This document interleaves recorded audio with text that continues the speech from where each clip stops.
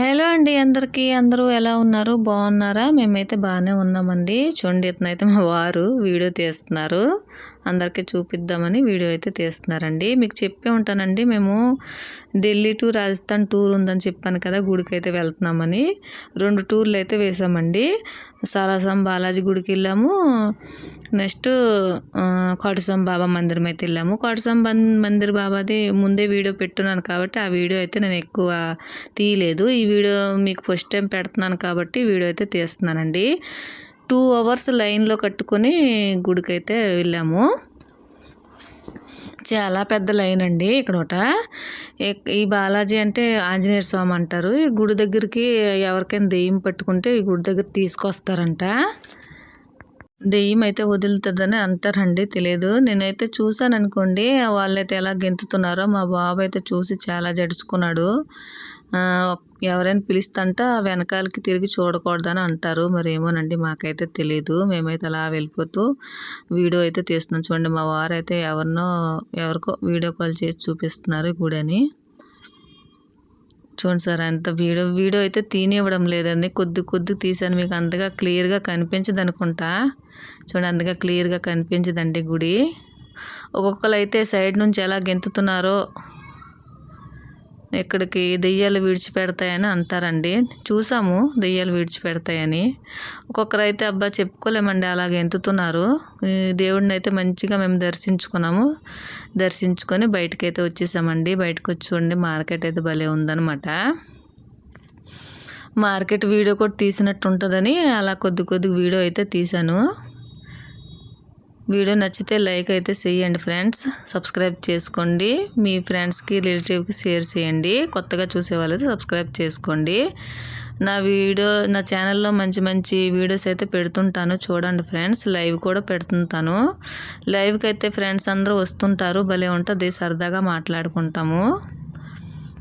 నా ఫ్రెండ్కి అయితే ఏదో కొంటానని వెతుకుతుందండి. చూద్దాం ఏం కొంటుందో, చూడండి మీకు చూపిస్తాను.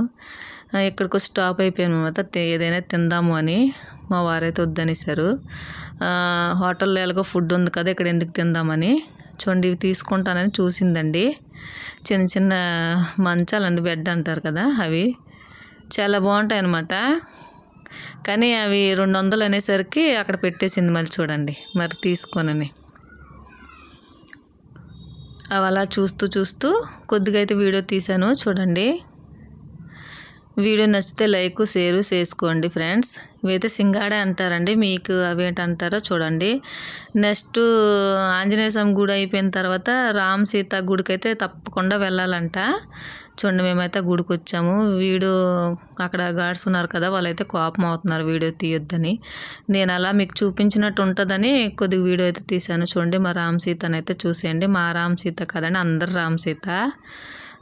చూడండి ఎంత బాగున్నారు కదా. ఈ గుడిని అయితే నాకు చాలా అంటే చాలా బాగా నచ్చిందండి. అంత బాగా డెకరేషన్ చేశారు, అంత బాగుంది.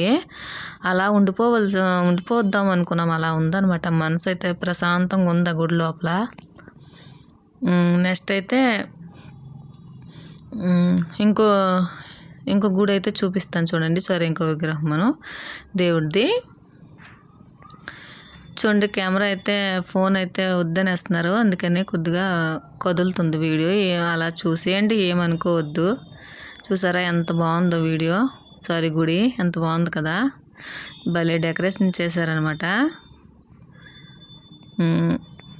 నెక్స్ట్ రాధాకృష్ణ విగ్రహం అయితే చూపిస్తాను చూడండి ఎంత బాగుందో. మా రాధాకృష్ణకి ఎంతగా సజాయించారో.